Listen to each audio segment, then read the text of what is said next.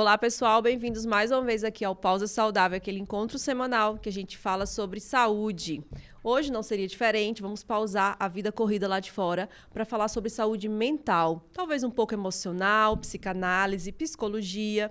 Trouxemos aqui um especialista, o Luiz Alex. Muito obrigada por ter vindo ao nosso programa. Eu que agradeço o convite. E a gente vai falar, assim, sobre vários assuntos, inclusive sexo, gente, porque a gente aqui é tudo moderno, né? Antenado, E não é sexo isso? é saúde. Exatamente. Então, você que está em casa, no trânsito, no trabalho, para o que está fazendo e vamos bem para cá. Alex, seja bem-vindo. Gostaria que você contasse a sua história para a gente começar aqui o nosso Pausa Saudável. Mais uma vez, obrigada, né? Eu que agradeço o convite, fico feliz pela indicação do meu amigo e pelo convite de vocês. Isso, o Peterson já veio aqui, ele falou sobre medicina esportiva, então eu sugiro que você volte um pouquinho ali nos capítulos do nosso programa e assista essa entrevista que foi maravilhosa. É isso A palavra aí. é sua. Bom, eu vou me apresentar então, me chamo Luiz Alex, nas redes sociais sou Luiz Alex Real. É uma novidade para mim desde 2018 as redes sociais, eu não tinha rede social. E depois, com a pandemia, isso se tomou uma dimensão que eu não consegui controlar e as redes sociais elas absorveram. Então, eu trabalhei muito tempo com aconselhamentos, tanto de casal quanto de pessoas, de jovens, durante muito tempo. Mas eu trabalhei com telecomunicações durante muito tempo. É interessante que aqui em Porto Alegre, quase todas as torres de celular que tem aí, eu já tive em cima delas montando um equipamento. E depois trabalhei com consultoria tributária. Eu tenho especialização em consultoria tributária, sou administrador de empresas, trabalhei bastante tempo com isso. Mas sempre trabalhando com aconselhamentos. E aí, em 2018, eu resolvi mudar a minha vida. E entre uma das coisas que eu resolvi mudar eu resolvi mergulhar na psicanálise. A terapia me ajudou muito. Eu precisei da psicanálise para retomar a minha vida, para me reorganizar, para entender a minha saúde emocional, meu comportamento, por que eu ficava vinculado a questões de passado, relacionamentos, essas coisas todas. Ainda que eu fosse um bom conselheiro, aquela máxima, né? Casa de ferreiro, espeto de pau. Eu conseguia aconselhar bem as pessoas, atender bem, mas na minha vida eu não conseguia aplicar. E encontrei na psicanálise tudo o que eu acreditei, tudo que eu acreditava que eu não ia encontrar. Então, resolvi estudar psicanálise, me formei psicanalista pela Sociedade de Análises Psicanalíticas, SAPDH, uma grande sociedade, uma grande instituição que tem no Brasil, forma muitos psicanalistas, séria, uma formação muito intensa, com muitas horas de estudo. Fiz pós-graduação, me apaixonei pela área, me especializei em sexualidade humana, me tornei sexólogo, então, para tratar mais terapia de casal, né? Fiz uma especialização em neuropsicologia também. Achei interessante e consegui criar uma terapia mais integrativa, que é o que a psicanálise vem fazendo ao longo dos últimos anos. Não se falava mais tanto em psicanálise, assim. Existe um pouquinho de preconceito, talvez devido à forma com que muitas instituições formam os psicanalistas, ou porque ela ainda era um braço da psicologia, né? Ela ainda era uma ferramenta, uma cadeira na faculdade de psicologia. Freud ele andou junto, né, desenvolvendo a psicanálise, junto com o desenvolvimento da psicologia também, né? As duas saíram assim, embrionárias da filosofia, da medicina. Freud ele era neurologista, mas ele era um inquieto estudando as coisas e o comportamento humano, desmistificando muitas coisas, né, que eram espiritualizadas na época. E aí eu me interessei muito por isso, acabei fazendo um mestrado porque eu gosto de dar aula.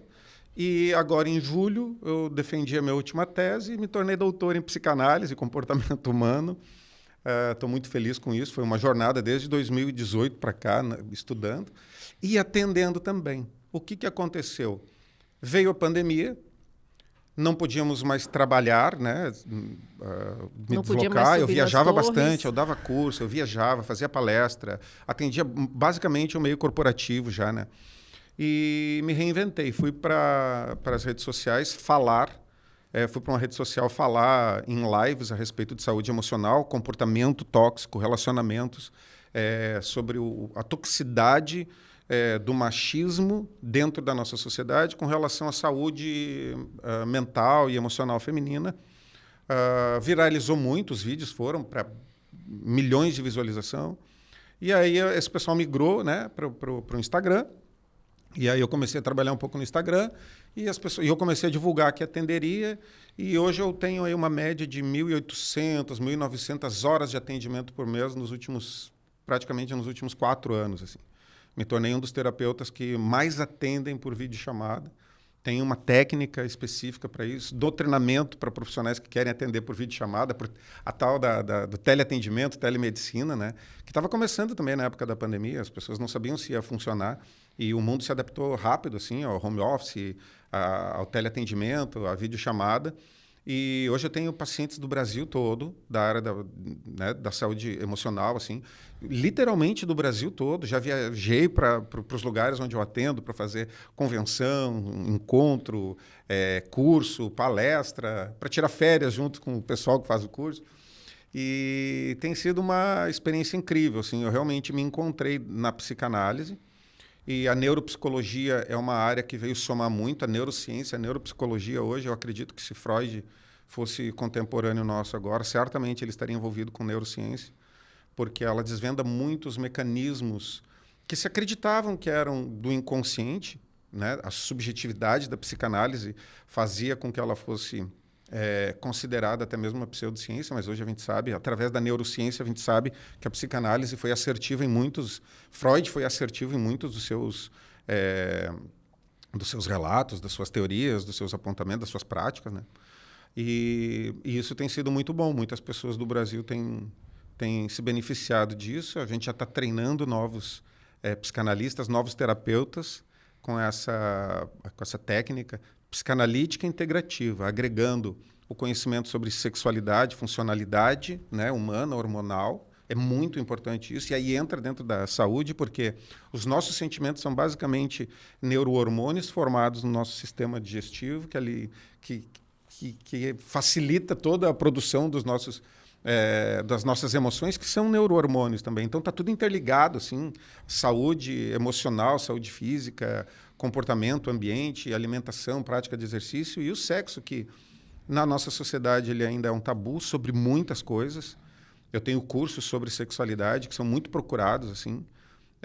Existe ainda muito preconceito, muito desconhecimento na área da sexualidade humana, e porque é uma necessidade fisiológica, assim como dormir, assim como comer, se alimentar bem, se exercitar, e ele é um tabu, ele é uma área da saúde humana que ficou encaixada dentro da ética e da moralidade, aonde dentro dessa ética e da moralidade se criaram muitos mecanismos de repressão de sentimentos e emoções. E hoje a gente já sabe, né? Hoje tem até desenho aí famoso rodando no cinema aí falando do mal que faz para o ser humano reprimir emoções, né? O pessoal correu no cinema para falar sobre isso e esquece que sexualidade também é emoção, é muito reprimida por causa dos tabus. E aí tem toda a psicossomatização, que é a repressão de sentimentos, emoções, desejos, que os traumas causam, né, dentro do que é a base, né, o tripé da psicanálise, perdão, o tripé da psicanálise, que é a neurose, a psicose e a perversão, que são os conceitos, né, das áreas traumáticas dentro da psique humana, como isso reflete na sexualidade. E é isso que eu tenho feito, atendido online, por videochamada, muitas pessoas, eu atendo presencialmente em Novo Hamburgo também, com uma parceria muito importante. O Joel é meu parceiro, é meu sócio, né, num projeto que eu tenho de óleos essenciais, que eu estudei bastante, homologuei algumas fórmulas, trato meus pacientes apenas com produtos naturais de óleos essenciais. Muitos pararam, literalmente, junto com acompanhamento de psiquiatras, médicos que me ajudam, né? Porque esta área é uma área também médica, né? Mas pacientes que já não queriam mais usar psicotrópicos, assim, ansiolíticos, antidepressivos, reguladores de humor, por causa dos efeitos colaterais na parte física, né? Na saúde. E aí a gente consegue trazer essa regulação hormonal através dessa mistura dos óleos essenciais, que a gente estudou junto isso. Ele é meu parceiro nisso, ele tem uma empresa, uma loja, né, um comércio de alimentos naturais, e a gente casou, então. Os meus pacientes vão lá, eu atendo lá, eu tenho um consultório lá, eles já saem de lá comprando alimentação natural, usando os óleos essenciais, já vão para casa para ser mais felizes e mais saudáveis. E essa tem sido a minha vida. Nossa, eu achei muito legal esse depoimento, porque dá para sentir e ver o brilho nos seus olhos da alegria e da intensidade. A energia com que você fala sobre isso que você faz todos os dias, né? Que você atende as pessoas, que você se conecta com elas. Parabéns, assim, por todo esse depoimento, essa história de vida, né? E eu acho que tem que servir de inspiração, porque estamos nessa vida de passagem. Exato. Se a gente não encontra o porquê que nós viemos para cá, o que a gente veio fazer, o que faz a gente brilhar os olhos, não fez sentido viver, né? Exatamente. Então, ainda se utilizando de toda essa energia, antes de a gente começar a gravar, você pincelou aqui, né, sobre a história dessa psicanálise. Que lá no início a gente confundia os transtornos, né, todos os problemas mentais com algo espiritual. Sim. Fulano cicrano tá com um demônio, né? Aqui no... Mas vamos esclarecer isso, porque hoje a ciência, né, ela Sim. está provando que muitas patologias poderiam ter sido tratadas de uma forma diferente e essas pessoas poderiam ter vivido na sociedade como nós, né, enfim, e foram excluídas. E hoje, né, tá uma febre de eu sou ansioso, eu sou depressivo, eu tenho TDAH, eu sou o TDAH, eu sou autista. E esclarece um pouco isso, porque as redes sociais, elas ajudam, mas também atrapalham, né? Fica aquele pequeno... E aí a pessoa já faz um autodiagnóstico, né? Nós somos muito impulsivos, né? Nós somos uma nação brasileira muito impulsiva e nos falta muita base de estudo. As escolas não nos preparam para avaliarmos as coisas, para sermos pesquisadores. Então, aquilo que vier... Tanto que o Brasil está enfrentando um problema de fake news justamente porque é uma população bem impulsiva. A primeira vez que tem contato com uma informação, ela não questiona se é verídico ou não. Né? Existe essa elitização. É um povo que acostumou a olhar para a televisão e acreditar em tudo que vinha dela, foi doutrinado para isso, agora olha para uma tela de celular e está doutrinado a acreditar em tudo que vem ali. Né? E é bom pesquisar, é bom estudar. É interessante falar sobre saúde emocional. Vou aproveitar esse espaço aqui para dizer o seguinte: a gente precisa desmistificar que a psicanálise ela não é uma pseudociência. E a psicologia não é inimiga da psicanálise e vice-versa. A psicanálise também não é inimiga. Elas andam juntas, são parceiras, cresceram juntas, são irmãs gêmeas, mas atuam um pouquinho diferente para garantir a saúde emocional da pessoa. São clínicas diferentes com o mesmo objetivo, que é desvendar o que está acontecendo com o ser humano que não está se sentindo confortável com a sua saúde emocional ou saúde física, ou com a vida que está levando. E isso leva a desconfortos que prejudicam relacionamento, produtividade, desenvolvimento, enfim, uma série de coisas. Mas sim, há muito tempo atrás, a gente consegue perceber, olhando para a história, que muitos comportamentos que hoje a gente sabe que são comportamentos da área da psique humana, sabe, que são psicopatologias, psicotranstornos, a gente vai usar essa palavra assim, da psique, né? Para falar sobre essa coisa mais enevoada que é o pensamento humano. As pessoas não sabem discernir muito, ainda confundem muito o que é o pensamento humano, como é que funciona o consciente, o inconsciente, como é que funciona o pensamento, a linguagem, o símbolo. Né? Quando é que a gente começa a pensar? Quando é que surge o primeiro pensamento? A minha tese agora do doutorado foi justamente assim, quando é que surge o primeiro pensamento? Porque o pensamento, o que a gente pensa, aquela voz falando, não somos nós. A nossa verdadeira pessoa, só para que as pessoas tenham uma ideia aí do que é, a nossa verdadeira pessoa é quem escuta a nossa voz na nossa consciência. A gente tem lembranças do som das vozes, mas o pensamento é uma ação. É uma ação do cérebro buscando símbolos, memórias, palavras, sons, para representar a emoção, a intenção, um desejo, um sentimento. E quem escuta aquela voz é que somos nós. E lá dentro tem o inconsciente agindo, gerenciando também as emoções e gerenciando os sentimentos. Sentimentos são emoções mais a experiência que a gente tem. Né? Então, a criança ela tem uma emoção, vamos dizer assim. Ela tem uma sensação, ela tem fome. Isso é uma sensação no corpo. O corpo sentiu, tem fome. É um comando que está ali no sistema nervoso central da pessoa ali. Vai funcionar. Tem fome, o corpo se organiza inconscientemente para avisar o cérebro que tem fome, e o cérebro então gera aquela sensação. Ele tem uma sensação, ele tem uma emoção de desconforto. E aí ele chora, porque ele não sabe o que fazer. Então a mãe vem e amamenta. E aí ele cria uma experiência. Chorei, passou aquela sensação de angústia, vamos dizer assim, angústia, estou com fome. E aí ele é alimentado. Então, agora ele criou uma memória que vai ser o sentimento. Quando ele tiver fome, ele já não tem mais só emoção, só sensação. Agora ele tem um sentimento, que se ele tem fome, ele pode contar com uma pessoa que aparece do nada ali para alimentá-lo. Ele ainda não tem um pensamento, mas ele tem um sentimento. E isso fica registrado no nosso inconsciente ao ponto de nos relacionarmos depois, na fase adulta, com um Deus que surge do nada para atender às nossas necessidades e fala conosco, assim, dessa forma. Então, nós criamos esse relacionamento com o espiritual, nós criamos um bom relacionamento ou não, estudando, aprimorando, tendo uma cultura familiar, tendo uma experiência que a pessoa entende, né? Cada um tem uma experiência pessoal, mas esta capacidade de acreditarmos, de ter uma sensação que seremos atendidos sem saber como, basta que a gente expresse os nossos sentimentos, começa lá quando a gente chora para mamar. Então, é isso que fica gravado lá. Então, a funcionalidade do cérebro é isso. Então, o ser humano ele é emoção, ele é sentimento. O cérebro pode ser afetado pelo ambiente sociofamiliar onde ele é criado, a proximidade, a relação com a mãe, a proximidade com o pai. A relação com a mãe ela é muito mais intensa ainda dentro dessa tese que eu trago para os meus pacientes.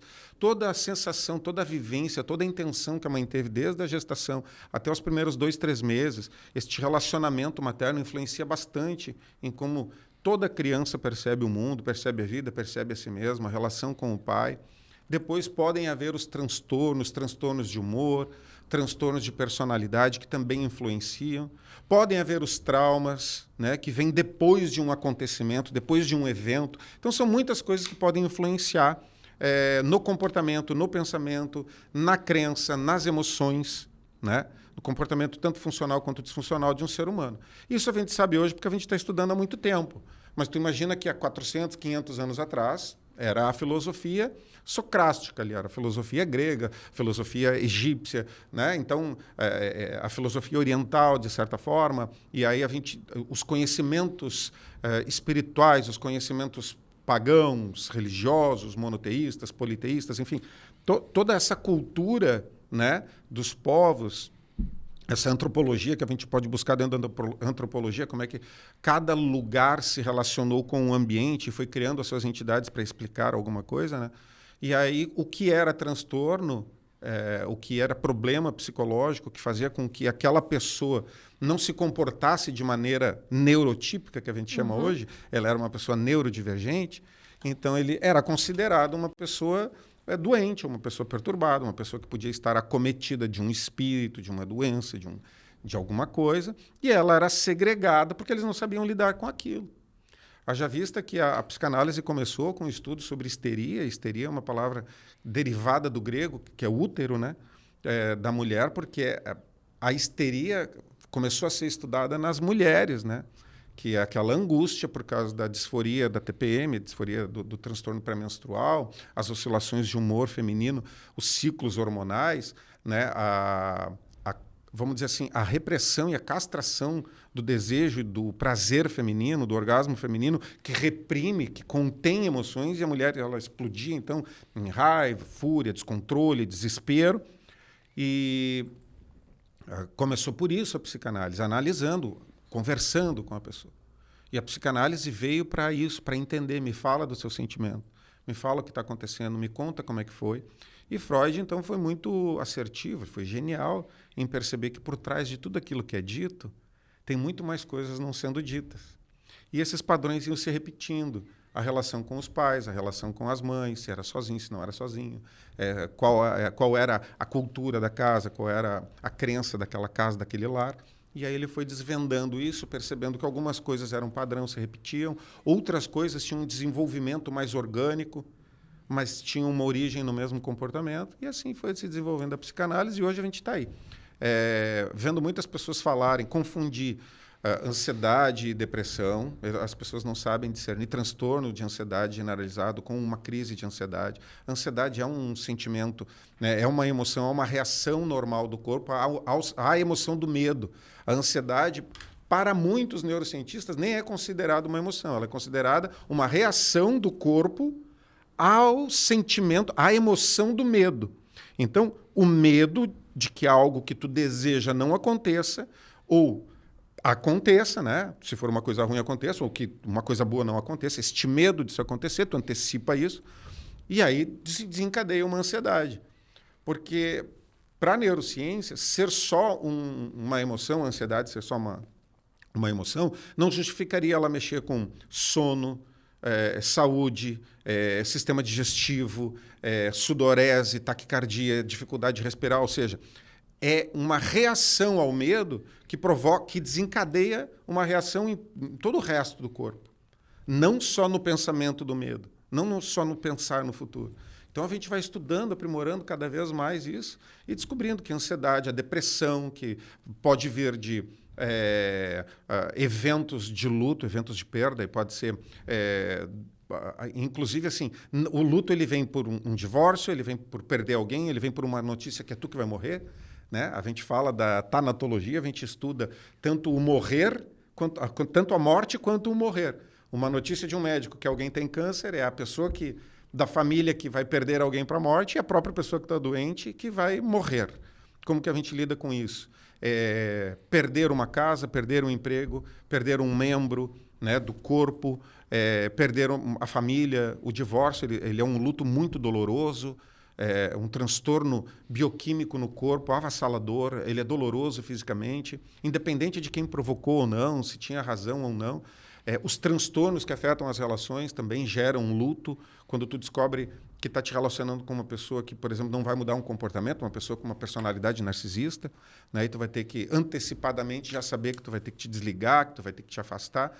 Então, existe o luto que gera essa depressão, mas existe também o tabagismo, o álcool, dormir pouco, se exercitar pouco, sedentarismo, alimentação muito gordurosa, pobre em fibras, em nutrientes, muito monotônica, né? A pessoa com aquele paladar infantil também pode ser acometida aí de uma depressão por um descontrole hormonal, por uma defasagem hormonal no corpo, e isso ser completamente tratado com medicamento natural e alimento e exercício. E outras têm que ser com psicotrópicos fortes, porque a pessoa tem literalmente um transtorno depressivo maior. Então a internet ela não vai explicar muito bem isso, ela vai falar de maneira mais genérica sobre TDAH, borderline, enfim, uma série de coisas que estão falando que estão confundindo, né? Então, o transtorno TDAH ele é um transtorno cognitivo comportamental.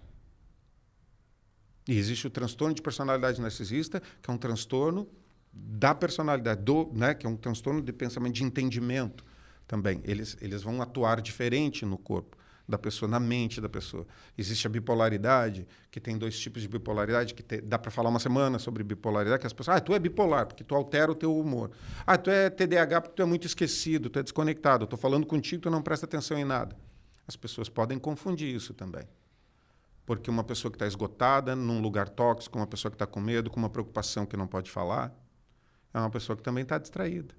Ela pode não ter sido distraída na infância, né? Então, uma pessoa que está alternando de humor é uma pessoa que pode estar passando por um período hormonal, uma mulher passando por um período hormonal diferente, e não tem nada a ver com a bipolaridade, porque os níveis são diferentes, os comportamentos são diferentes, o acompanhamento clínico para o diagnóstico ele é muito importante, né? Não dá para se autodiagnosticar pelo convívio com alguém, precisa de um acompanhamento de um profissional verdadeiramente habilitado, que entenda, que consiga fazer uma análise do ambiente onde a pessoa vive, do histórico dessa pessoa, ao que ela foi exposta e está exposta, antes de taxar a pessoa com algum tipo de transtorno, por exemplo.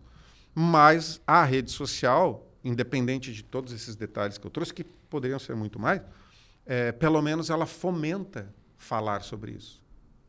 Pelo menos ela começa a diminuir, a encurtar a distância da pessoa que precisa de ajuda com o profissional. Porque, afinal de contas, como nada na internet me explica tudo direito, e eu estou sofrendo, a pessoa acaba procurando um profissional. Então, não é de um todo mal, é bem importante. Desmistifica, diminui o preconceito, e eu acho que isso, para mim, é o mais importante. Encurtar esse caminho entre a pessoa que sofre, que precisa de atendimento, e o profissional verdadeiramente habilitado. No meio de tudo isso vai ter tudo que a gente já sabe, né? Mas aí a gente sofre com isso em todas as áreas. E essa questão das redes sociais, e você falou bem do TDAH, né? Você acredita que o uso das telas me faz ser mais esquecido, mais impulsivo, mais hiperativo? E é por isso que as pessoas estão achando que tem TDAH, por exemplo? Se a pessoa tem TDAH, pode ser, porque o que acontece? O TDAH é uma pessoa que sofre basicamente com uma escassez da dopamina fásica, vamos dizer assim. Eu vou simplificar muito, né? Daí os meus colegas aí que podem explicar melhor, comentam, né? Quando o vídeo estiver ali, pode ir ali nos comentários me ajudar a explicar mais, porque aqui daí vai ficar muito longo. É que a recaptação de dopamina, ela é ineficiente. A pessoa com TDAH, ela não fica reconectando isso. Com a dopamina fásica. E aí ela tem pouca satisfaçãozinha. Exatamente. Aí por isso que ela fica buscando. Ela tem a dopamina, né, tônica, que é a que faz a gente levantar da cama, mesmo se arrastando, e fazer as coisas que tem que fazer, viver. Mas ela não tem a dopamina, aquela da compensação, que é diferente de ocitocina, serotonina. As pessoas confundem um pouco. A dopamina é o neurohormônio que ele traz o prazer depois de uma tarefa concluída, depois que tu realiza algo. A coisa da recompensa. Então, assim, se tu é uma pessoa que realmente tem TDAH, tudo que é hiperestímulo vai chamar a tua atenção, vai gerar o teu hiperfoco. Mas uma pessoa que estuda pouco, uma pessoa que tem poucos relacionamentos, uma pessoa que se abstrai, uma pessoa que tem outros traumas, e aí não transtorno, ela pode se abstrair, se perder no tempo e procrastinar olhando o celular. Ela pode se perder nisso. O detalhe do celular hoje é que ele não é que ele provoca na pessoa. Eu tenho uma matéria que eu fiz numa revista científica sobre psicanálise também, sobre estudos psicanalíticos e psicologia, onde eu falo como as redes sociais, a inteligência artificial manipulam a pessoa e encontraram a brecha que a neurociência e a psicanálise estavam procurando o tempo inteiro, que era a satisfação fragmentada constante. Então, eu falo sobre isso e como foi construído, né, toda essa tecnologia de rede social, ela foi construída com a intenção de te prender a cada momento. Então, uma inteligência artificial por trás ali, prendendo a tua atenção para muitas coisas. Então, tu não precisa ser um TDAH. Basta ser uma pessoa que tu não tem um foco, um interesse, um propósito na tua vida. Se tu é uma pessoa que está perdido, tu não sabe que profissão tu vai ter, tu está com medo de perder o relacionamento, tu não quer voltar para casa, ou tu não quer ter que conversar com a tua companheira, com o teu companheiro dentro de casa, tu não quer dar atenção para teus filhos. Tu educa os filhos hoje a não incomodarem enquanto tu está nas redes sociais, dando um tablet para ele comer na mesa, para ele ficar sentado no sofá. É uma educação. Então, eu não posso culpar a rede social por provocar isso nas pessoas. A gente tem que olhar para o nosso comportamento. Nós nos servimos do que está à disposição. E aí tem a pessoa com transtorno que sofre, tem a pessoa com trauma que sofre, tem a pessoa que tem a educação falha, escassa, tem a pessoa que não tem atenção do pai e da mãe, tem a pessoa que não tem atenção da esposa, tem o marido que não quer falar com a mulher dentro de casa por algum motivo, quer se alimentar sensualmente de alguma coisa, quer alimentar a possibilidade de um relacionamento, quer chamar a atenção, porque as redes sociais te dão isso. Não só para quem tem TDAH, mas para quem é narcisista, para quem é vaidoso, né, para quem é promíscuo. Ela também dá essa satisfação. Então não precisa ser TDAH para ser uma pessoa que se acha bonita, ficar postando foto na internet e gostar dos likes, e ficar dependente emocional daquela afirmação, daquela validação. Então, eu acredito que muito mais que os transtornos, eu acredito que a internet hoje ela alimenta os nossos traumas, as nossas escassezes emocionais. Quando tu tem um bom relacionamento, um bom ambiente familiar, quando tu trabalha com o que tu gosta, quando tu pratica algo que te dá prazer, tu não fica prestando atenção nas redes sociais. Tu fica ali porque a tua vida não tá boa. Tu fica ali porque tu quer copiar como é que a grama do vizinho tá verde. Esses dias eu fui julgada porque eu quis cancelar meu Instagram, cancelar meu WhatsApp, Facebook e tudo, né? Por quê? Porque eu comecei a perceber que o tempo importante do meu dia, uma parte do meu tempo, eu estava ali olhando, né? E aí toda a sociedade que me cerca disse, você é louca? Como é que você vai viver sem o Instagram? Né? Mas, ó, se eu não monetizo no Instagram, Sim. O Instagram deixou de ser uma rede social e passou a ser uma rede comercial. E tá tudo certo. Você falou bem, eu quero procurar um profissional. Eu vou no Instagram. Acha. É um meio, canal de você encontrar bons profissionais. Tem muitos. Entendeu? Mas aí é aquela coisa, o bom senso, se eu não tenho uma profissão, se eu não estou me expondo profissionalmente no Instagram, por que eu fico ali tanto tempo do meu dia? Né? É verdade. podendo estudar, podendo estar com a minha família, enfim. E você falou uma coisinha logo no início sobre natureza. Falou que a medicina antigamente pegava as ervas lá e fazia os remédios, né? E, enfim. E daí você passou aqui para mim que você está resgatando isso com o teu paciente. Porque em um dado momento você entendeu que essa conexão com a natureza seria importante para a saúde mental do paciente. Explica um pouquinho como é que você trata isso e como foi contigo também, que você falou para mim que foi contigo, né? É uma história muito legal, porque eu passei, no início da pandemia, durante o período da pandemia, eu também perdi a minha mãe e eu também me divorciei. Então, eu entrei num processo de depressão quase que inevitável, mesmo que eu me esforçasse, soubesse das coisas, quase que inevitável. E aí o isolamento, e aí os clientes que eu já não poderia mais atender. Então, uma série de situações que pressionavam e a gente Todos tem que... Todos nós passamos um pouco, Todos né? nós. E aí o luto, o divórcio, os problemas financeiros, aquela coisa toda, te leva a um nível de estresse e eu comecei a perder muito cabelo. Procurei uma profissional que fez uma propaganda a respeito de tratamento alternativo com óleos essenciais. E eu muito cético na época com relação a se ajudaria, porque eu podia ter aquela tal da alopécia androgenética e aí nada adiantaria. Procurei ela e fiquei encantado com... Eu ouvi uma profissional que ficou 10 anos na China, se especializando, foi para os Estados Unidos. Ela é uma pessoa altamente habilitada dentro do espectro científico da utilização dos óleos essenciais. E estava começando a vir para cá também, né, para o Brasil, uma marca de peso, assim, falando de óleos essenciais. E sim, me ajudou muito. Então, ela não tratou só o meu cabelo. Ela usou os óleos essenciais na época, junto com... claro que eu estava fazendo terapia tanto com um psicanalista, também com um psiquiatra para acompanhar a minha saúde, mas ela não atuou só para queda de cabelo. Ela atua também para a depressão que eu estava, então ela fazia blends de óleos lá na hora, na minha frente, e me explicava todos. E ela tem e eu sou um apaixonado por conhecimento, apaixonado por estudar, por saber das coisas, assim. Isso é uma coisa que eu sempre tive desde criança, e eu me alimentava daquilo. Eu devorava o que ela tinha para me dizer, eu saí para pesquisar e eu descobri o seguinte: cara, eu posso trazer isso para o mundo, posso usar isso para o meu paciente. Então, eu fui chamando os pacientes e perguntando, olha só, eu quero te fazer uma proposta.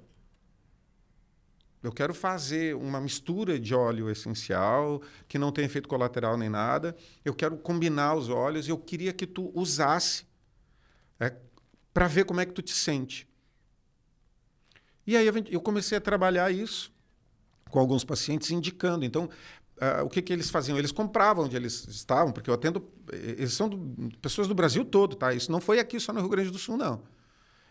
Todo o Nordeste, Norte, Centro-Oeste, Sudeste, várias pessoas toparam isso. Porque estão cansados. Medicamento é caro, né? Sim. Nós não vamos ser aqui rechaçados, mas medicamento é caro, tem efeito colateral, traz dependência, né? Afeta a libido, que é uma coisa que afeta relacionamento, e aí faz terapia para curar a depressão e faz terapia de casal, porque o casal não se procura, então vai misturando as coisas. E aí eles começaram a usar e começaram a manifestar nas sessões posteriores, em muito pouco tempo, 2, 3 semanas, assim, cara, estou dormindo, não uso mais remédio para dormir. Cara, meus pensamentos intrusivos, que me perturbam o dia inteiro, cara, consegui ser produtivo. Aí, olha só, minha TPM, que era horrível, com cólicas, com alternâncias de humor, eu não vi que eu estava na TPM. Passou desapercebido. Eu tinha compulsão alimentar. Eu não me lembro mais quando é que eu abri uma barra de chocolate. Eu simplesmente olhei para a carteira de cigarro e não quis mais fumar. Então eu vi que eles começaram a relatar que funcionava. Eu fiz um apanhado de tudo isso, desses relatos. Durou mais ou menos aí 12 meses, não foi pouco tempo. Fiz um apanhado de tudo isso. Encontrei uma pessoa especializada também, uma química especializada, né? Uma pessoa da área, que avaliou tudo isso, que avaliou as misturas, e criamos essas fórmulas, que são minhas. Criamos blends que eu, né, protocolei na Anvisa, tudo direitinho.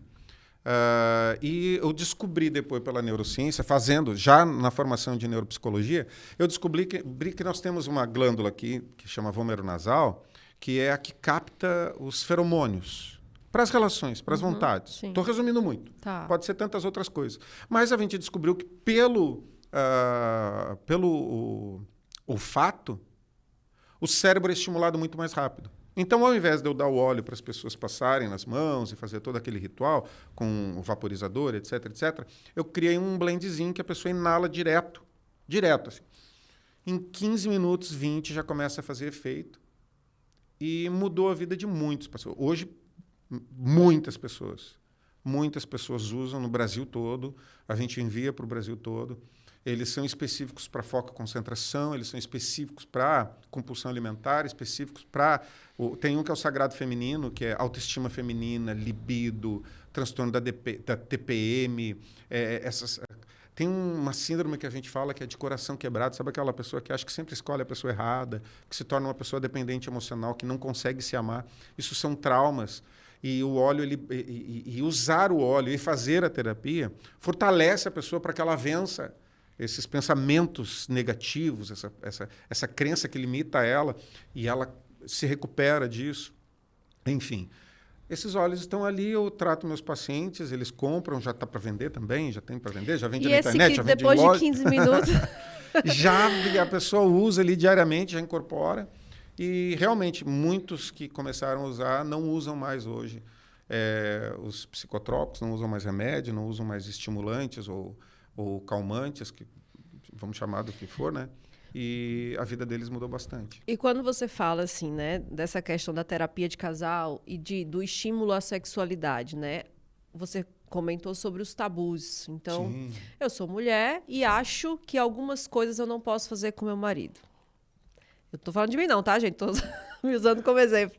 Mas como é que você desmistifica isso em consultório, né? Porque é um processo. Às vezes a pessoa tem uma crença limitante desde que quando era criança e os pais criaram ela assim. E se a sexualidade é um pilar da nossa saúde, seria interessante que todo mundo pudesse explorar isso melhor, né? A sexualidade é, inclusive, uma das bases também da própria psicanálise. Porque muitos dos comportamentos humanos dentro das interações, né, das correlações dentro do ambiente das relações, vem da sexualidade, vem da sexualidade reprimida, traumatizada. E o que acontece? Hoje os tabus são muitos. Quando eu vou trabalhar tabu, quando eu vou trabalhar sexualidade homem, mulher ou casal... e aí, quando eu falo casal, eu atendo casais, atendo trisais. Então, casais homoafetivos, trisais, que não são casal e outra pessoa, né? Que não se sabe que é do casal. Enfim, eu trabalho bastante com trisais também. E o que seria esse trisal? Só para a gente entender aqui. São as relações entre três pessoas. É uma relação dentro do poliamor, né? O metamor, o poliamor. Casal, 2 homens com uma mulher, 3 homens homossexuais, 2 mulheres e 1 homem, 3 mulheres, né? Então, casais de mulheres, casais de homens, casais heteronormativos, chame do jeito que for, pessoas se relacionando. Sim. Eu não trago essas etiquetas, não boto essas taxinhas, vocês são isso. São pessoas ali que querem viver melhor, serem mais felizes e vencer os traumas. E aí são muitos, os tabus são muitos. Da mulher vai desde da menstruação, a masturbação, o orgasmo, né? O que pode se praticar, o que é saudável ou não. Os tabus dentro da sexualidade feminina vai desde do preconceito com a mulher que já tem filho e é solteira, que não é mais uma mulher para casar, que a sociedade fala, diz que não fala, mas fala, né? Ao homem que é jovem, inexperiente e não tem dinheiro e também não é bom para casar. E aí surgem todos esses especialistas em comportamento de energia masculina, energia feminina, e o pessoal tem todo um mercado aí que mais atrapalha que ajuda. Mas sim, os tabus para a mulher é que a nossa cultura conservadora, ela procurou criar crenças limitantes para que o corpo da mulher fosse uma exclusividade para o marido. E para que o sexo fosse algo dentro da relação consensual, casamento. E a gente sabe que não é verdade. A psicanálise mostra, prova, ela se baseia que a sexualidade ela é desde sempre, desde a criança. As 5 fases sexuais da formação de uma criança começam ali do 0 até os 3 anos de idade. Sabe? Que é a fase oral. Entre as outras fases, depois que vai até a puberdade, que formam o caráter da pessoa, que formam a personalidade da pessoa e a identidade sexual também. Então, são muitos os detalhes importantíssimos. Agora, quando eles chegam no meu consultório para falar de sexualidade, por incrível que pareça, não é o que as pessoas pensam. Tipo assim, ele quer sexo sempre e a mulher não quer porque ela está com dor de cabeça, ela está indisposta. Não. Eu atendo muitos casais onde a mulher desejaria ter relação sempre e o marido está indisposto. E a sociedade machista, masculina, nunca vai admitir. Os homens sempre vão dizer que vão querer sexo sempre, independente do que vai acontecer, porque o homem tem muito medo do que os outros homens vão pensar deles, né? E as mulheres sofrem com isso, por não poder falar sobre prazer com seus maridos. Existe o tabu de que se a mulher quiser falar sobre prazer, posição, prática, o que fazer, como fazer, que se ela quiser falar para o marido que ela não tem orgasmo, ela corre o risco dele brigar com ela. Como assim? Por que tu mentiu todo esse tempo? Como tu não tem orgasmo? E muitos maridos já vão, mas então de quem tu gosta? Com quem tu quer? O que aconteceu? Então os homens são muito descontrolados, imaturos para isso. Eles não conseguem falar. Eles gostam de falar entre eles e eles pensam que sabem muito sobre sexo. Porque o homem no Brasil, assim como no mundo todo, ele se alimenta muito da pornografia e acredita que a pornografia é uma boa fonte de informação sexual. E não é, ela é uma fonte errônea, né? Com uma situação ali que a gente sabe que ela é forjada para chamar a atenção. Obviamente, a gente sabe que as pessoas não têm tanta disposição, né? E performance física, assim. As mulheres sabem muito bem disso, né? Como é que são os homens, né? Não, sendo bem polêmica aqui, né? Como é que os homens não veem que elas não estão sendo verdadeiras ali, né? Porque por causa os da gritos fragilidade. e tudo, é lógico que aquilo ali não, não mas é eles não se real. importam, porque é uma estimulação. Mas aí eu já discuti com amigos. Não, mas ela tá assim, tá muito feliz. Eu, Não, então, inclusive eu tenho pacientes que são atores pornô, tanto mulher quanto homem. Então, assim, não é assim como as pessoas pensam. Mas assim como um casal gostam feliz... de viver numa ilusão, né? Gostam, mas assim como um casal feliz na internet, no Instagram, todo mundo olha as fotos do casal feliz, e por trás é uma guerra. É só foto, gente. É só vídeo, foto, tudo tem um interesse econômico aí. Mas a mulher vai falar, quando eles chegam para mim, vai falar sobre sexualidade, ela tem medo até de falar. Eu conduzo o casal, às vezes, em sessões separadas primeiro, e deixo o casal bem confortável, digo que a mulher está num ambiente protegido, ela tem toda a liberdade, digo que o homem também, porque os homens também têm medo de falar de sexo com a mulher, porque o homem vai falar de alguma coisa de sexo, por exemplo, tem mulheres que já pulam em cima, não, tu é sem vergonha, tu é tarado, tu acha que eu sou que nem a tua ex, não, porque, sabe? Então, existem os traumas, muitos traumas, e esses tabus não são falados por causa dos traumas. Então, a terapia de casal, ela é basicamente, inclusive o meu livro sobre Restaurando Casais fala da comunicação sobre o sexo, que é o que aconteceu contigo. Quando é que tu aprendeu sobre sexo? A pessoa que viu o pai e a mãe tendo relação e se traumatizou, a menina que sofreu abuso, não só físico, mas psicológico, que viu alguma coisa. No Brasil isso é muito comum e as pessoas não falam. Se tu pegar 10 mulheres, o menino 7, também, né? 7 vão ter históricos de algum tipo de abuso. Os meninos também. De 10 meninos, 6 meninos terão histórico de abuso em média. É um número muito alto, as pessoas não falam, porque o menino ele não vai falar. Porque a masculinidade na nossa sociedade machista é muito frágil.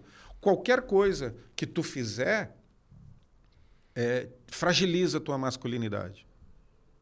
Eu mesmo fui acometido na minha infância, tem um episódio muito engraçado na minha infância, que assim, como eu era muito sensível, eu escrevia carta, poema, peça de teatro, eu gostava de música, tanto que trabalho música, sou compositor, faço essas coisas com música, o meu pai tinha receio que eu fosse homossexual, porque eu era sensível.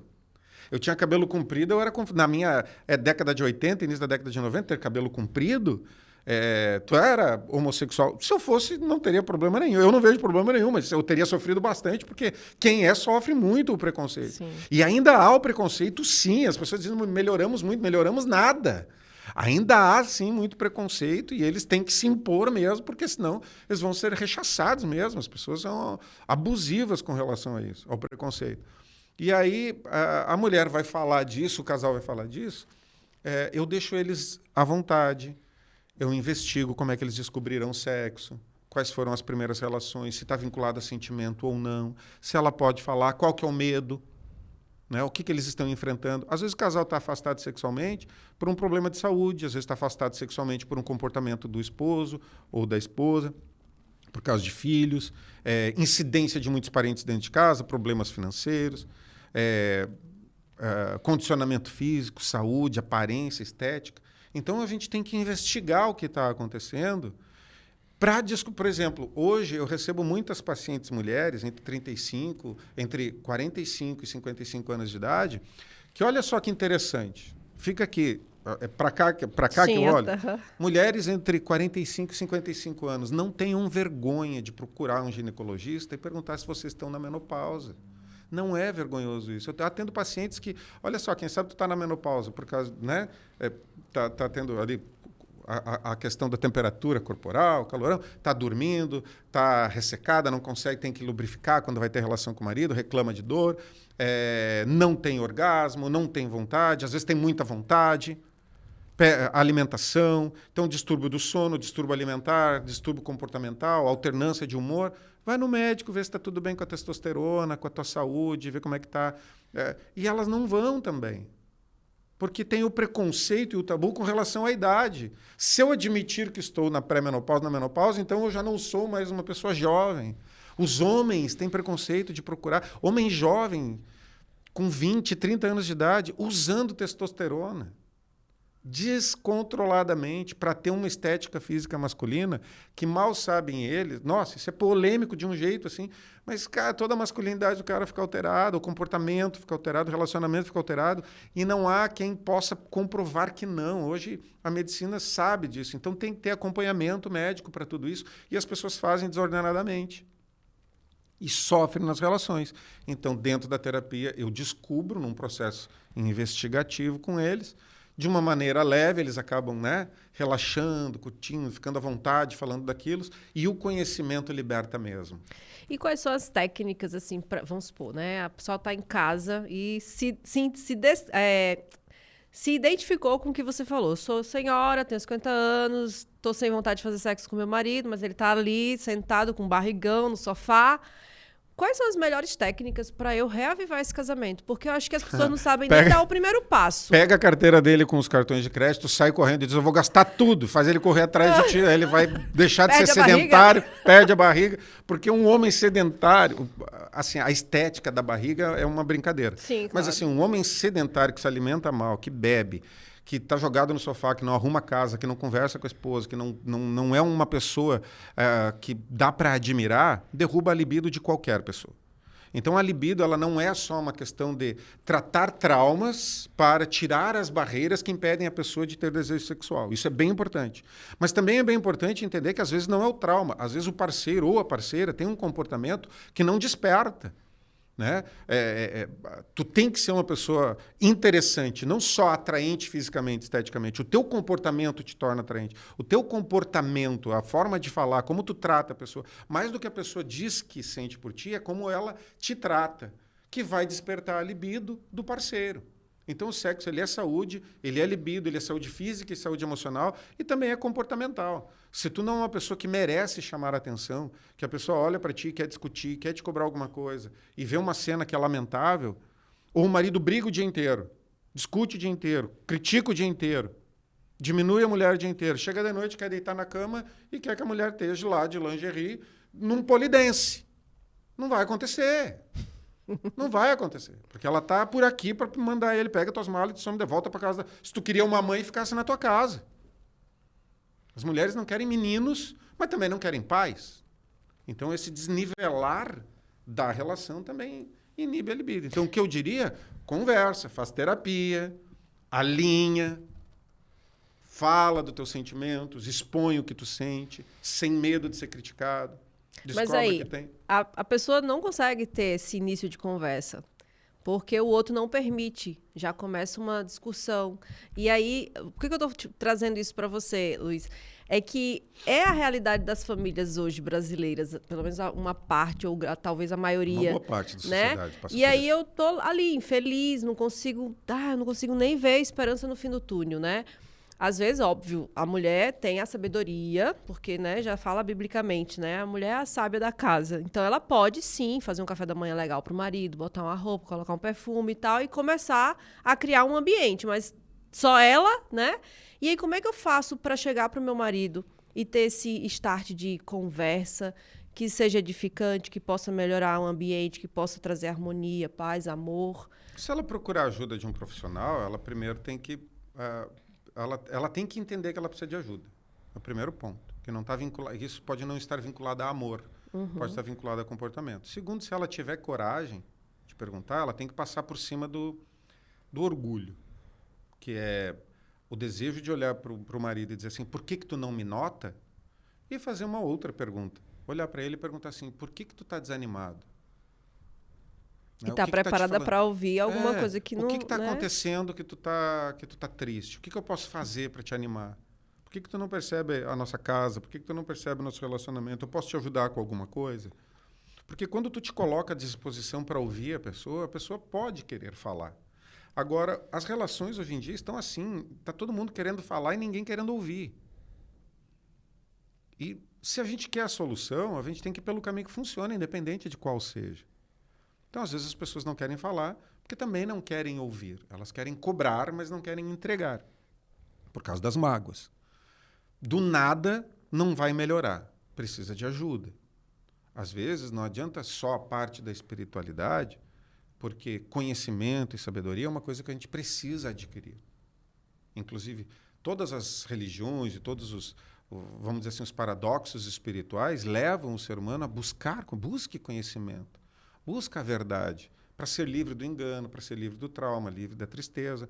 Então, é óbvio que quando chega ao ponto da pessoa estar vestindo uma roupa, botando um perfume, sensualizando, chamando atenção, arrumou a casa, e o outro não está prestando atenção, isso tanto homem quanto mulher, porque o homem também sofre bastante. Se fala pouco sobre o homem que sofre, se fala pouco sobre o homem que vive com a mulher narcisista, que invalida, que castra, que domina, que critica. Se fala pouco disso. Também só. Os homens não falam dessas dores porque a sociedade masculina vai dizer, tu é frouxo, tu é beta. O preconceito que existe. Então, mas se chegou nesse ponto, muitas coisas aconteceram antes. Porque esse casal não foi morar junto, obrigado, com uma arma na cara. Eles estão juntos, viraram uma família e se gostavam. No início era bom. O que aconteceu no caminho? Então, por isso que a terapia é importante. Porque quando um perde uma discussão, os dois perdem. O casal é para ser uma coisa integral.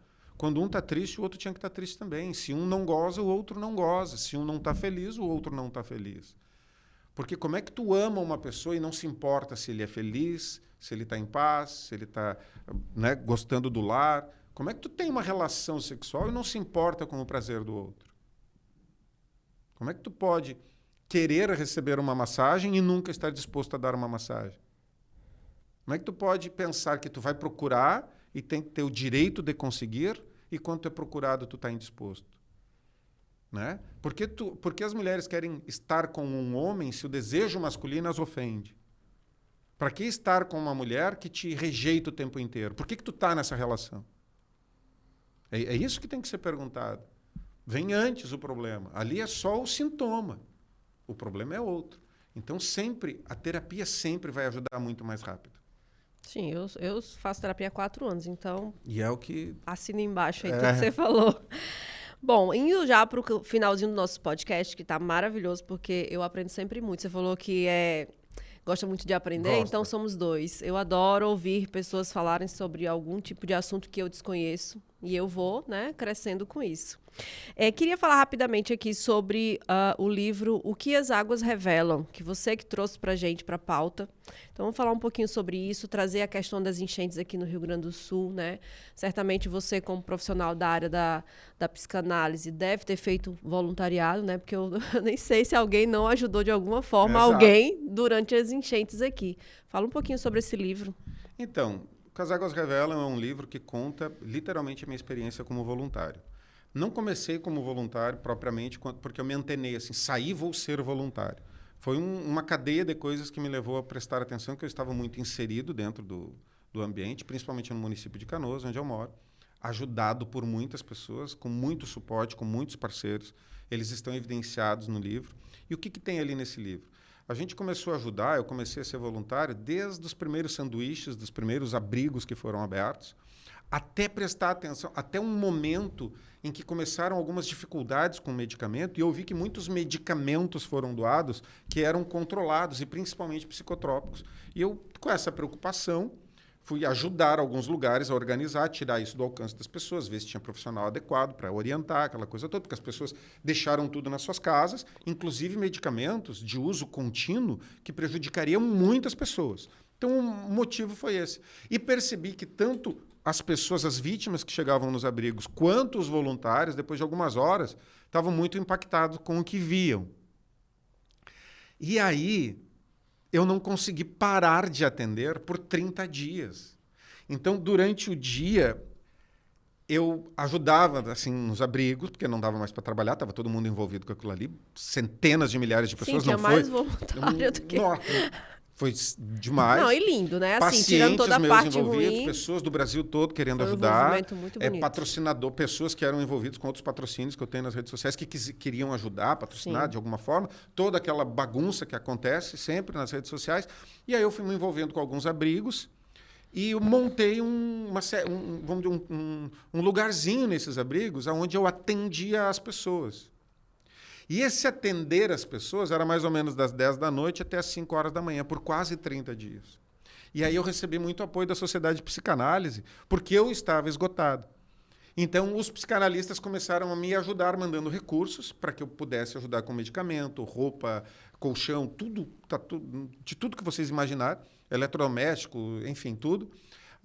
Passamos por muita coisa, entrei nas águas, então tem relato ali de entrar nas águas, de resgatar, de tirar as pessoas de casa, o que acontecia, relatos de criança, pessoas que ficaram em cima dos telhados, relatos de mãe que ficaram, uma mãe que ficou com 2 filhas, um avô que salvou os netos e os cachorros, então relato de voluntários, o que eles viram lá dentro, relato de como era dentro dos lugares onde as pessoas ficaram ilhadas, relatos de como foi o envolvimento ali, o contato com a criminalidade, com a escassez de recursos, o que aconteceu dentro dos abrigos, o relato dos abusos, as crianças, as pessoas perdidas. Então, ali dentro do livro, o que as águas revelam, está tudo o que acontece com a nossa sociedade, que fica encoberto, sabe? Que fica debaixo do tapete e que as águas foram trazendo, sabe? As águas foi encurralando todo mundo. E aí a classe média ficou ali envolvida com o pessoal que é carente, com o pessoal necessitado, não estão acostumados a ver aquilo ali. Então, os lugares de classe média tendo que conviver com aquilo tudo. As pessoas que não tinham comida e não tinham roupa em casa passaram a ter comida e roupa dentro dos abrigos e medicamento e atenção que não têm, que deveriam estar recebendo, mas não têm. Então, todos esses conflitos que as águas acabaram revelando, eu coloquei ali no livro. É um livro que tem muita emoção, tem muitos relatos emocionantes, muitos relatos impactantes, coisas que as pessoas não imaginam o que eu ouvi, né?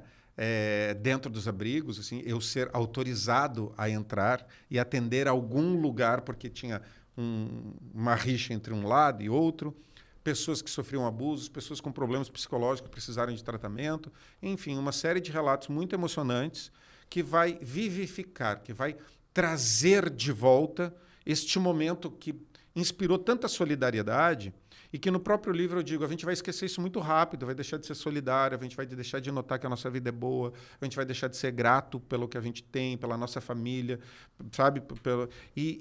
Então, nesse livro, eu quero manter essa energia ali acumulada, que a pessoa leia o livro e lembre daquela sensação que, cara, minha casa não ficou debaixo d'água, cara, minha casa ficou debaixo d'água, mas eu salvei a minha família. Então, esse livro traz essa energia, esse estimular de sermos gratos e também essa consciência de como é a vida real. Então, ele traz tudo isso.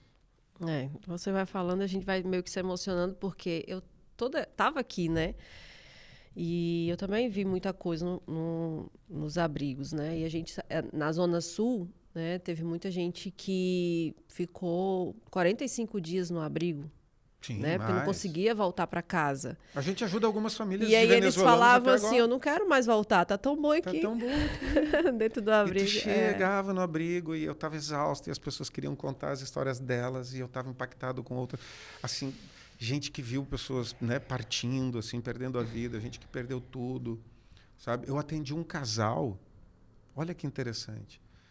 Atendi um casal de idosos, num dos lugares que eu fui atender, que eles não queriam falar sobre a casa deles e dos filhos que foram perdidas. Eles não queriam falar sobre os netos que eles conseguiram salvar. Uma história muito bonita. Eles disseram bem assim, está lá no livro.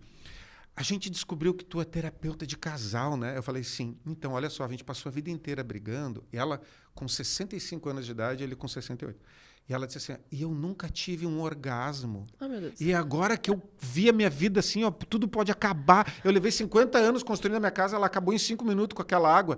Eu falei com meu marido o negócio seguinte, assim, já que é para morrer, se vai ser rápido ou não, pelo menos eu quero saber como é que funciona esse negócio de sexo, porque eu fui abusada quando era criança, eu nunca tive alegria nisso, e ele ficou triste. Daí ela na minha frente, assim, aí ele me traiu, ele teve um monte de mulher porque eu não gostava, daí eu perdoei ele, a gente está aqui, eu quero que o senhor nos ajude a gente ser feliz.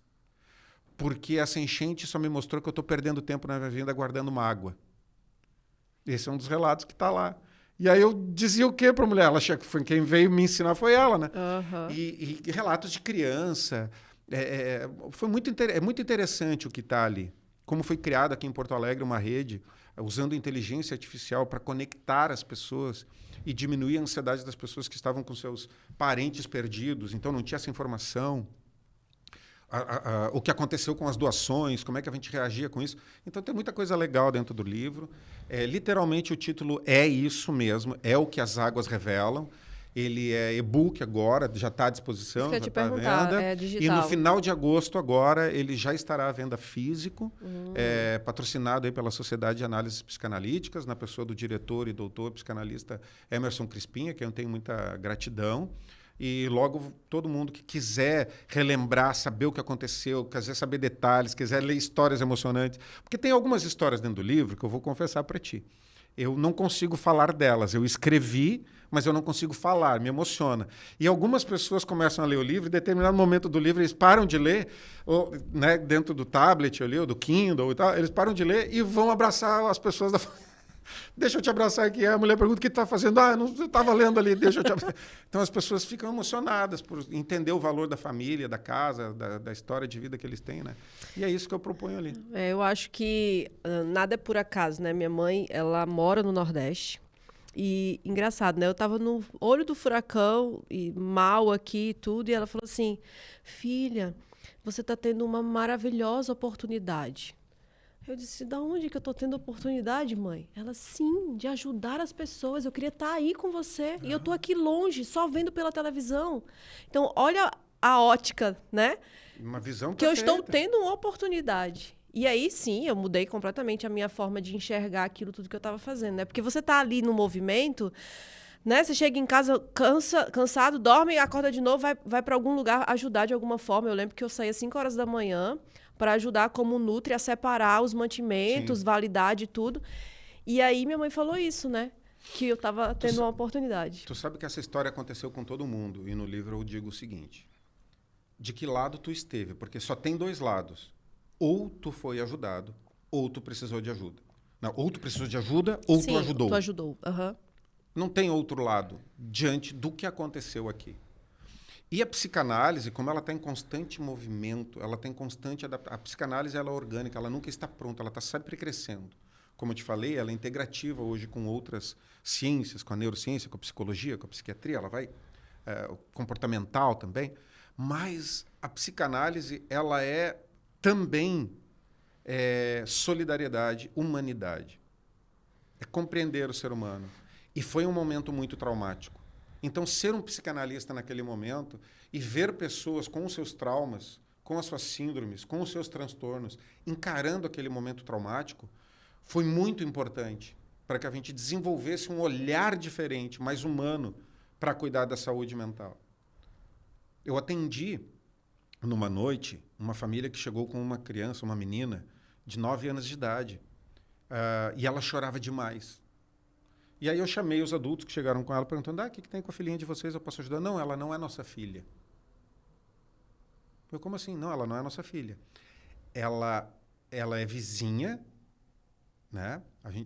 Ela estava com o avô e com a avó dela, porque a mãe dela tirou a vida, finalizou a vida há 2 meses atrás, e ela está lá com os avós para ter que lidar com essa situação, e ela não sabe onde estão os avós agora, e a gente viu ela gritando, pendurada numa grade, a gente pegou ela e trouxe para cá, e ela não queria vir. E ela está gritando porque ela quer voltar lá para saber onde é que está o avô e a avó. E ela está chamando a mãe porque ela está em estado de choque. A mãe morreu. Uhum. E aí a gente acalmou aquela criança. Tinha de tudo isso. As ambulâncias chegavam nos nossos abrigos para trazer pessoas, porque os hospitais não podiam mais receber. A gente dizia, mas não tem leito aqui. Então era uma loucura e aquela criança chorava. Muita gente, assim. Num determinado momento da madrugada, chega um senhor querendo saber da menina. E eu, como era um dos responsáveis ali no abrigo, eu tive que fazer muitas perguntas para aquele cara. E até para a menina, para ter certeza que ele era o avô dela. Porque num abrigo muito maior, né, lá da cidade de Canoas, a gente já estava recebendo a notícia dos abusos e dos desaparecimentos de criança. E que momento oportuno para quem é um abusador, né? Para quem quer raptar uma criança. E eu pedi desculpa para ele e disse assim, olha, o senhor vai me desculpar, mas o senhor vai ter que me convencer muito que ela é sua nota, já que o senhor não tem documento. Aí os vizinhos confirmaram, a menina veio, e aí teve um momento que eu olhei para ela e disse assim, olha só, tu tem certeza mesmo que ele é teu avô e tu quer ir com ele e tu te sente segura? Ela pegou na minha mão e disse assim, tenho, eu sei que o senhor está me protegendo, mas ele é o meu avô, ele é bonzinho. Aí a gente deixou ela ir com ele. Mas o que eu ia fazer, né? Arrepia. O que a gente ia fazer? Não, a gente tá tava certo. todo perdido, cansado, e aparecia gente tudo quanto era lugar, né? E então a gente tinha que ter esse cuidado. Então tem essas histórias, essas e outras histórias no livro ali. E vai ter o segundo, porque eu tenho muitos pacientes da polícia e dos bombeiros. E eles tiveram que fazer muitos atendimentos, assim, à paisana, vamos dizer. Porque, por causa do problema do crime, se eles entrassem sempre de farda, junto com a população, poderia haver troca de tiro e a população acabar sendo... Então, tem muitas histórias legais que vão vir para o segundo, que é livros, são relatos só dos voluntários especiais, do corpo, né, dos policiais, Polícia Federal, Polícia Civil, bombeiros, assim. O segundo livro também vai sair em dezembro, porque eu tenho que pegar a autorização de todos eles, né? Mas é muito legal o que as águas revelam. Quem quiser ler um livro para se emocionar, para não esquecer o que aconteceu aqui, se fortalecer, vou ficar muito feliz, mas eu tenho certeza que vocês vão gostar. E assim, ó, aqui sempre a gente pede uma indicação de um livro para o pessoal continuar fazendo a leitura em casa sobre o tema que a gente discutiu. Eu acho que vai ser esse, né? Esse, eu vou... Tem que ser esse aí. O que as águas revelam vai passar aqui na descrição. Eu amei conhecer você. A tua energia é maravilhosa, né? Eu quero que você seja luz aí nesse universo, né? De tantas pessoas que você já ajuda e que quem está te vendo agora também possa se interessar e te procurar. Pode. Né? Começar a seguir você nas redes sociais. Parabéns pelo seu belo trabalho. Tem muito amor nas suas palavras, né?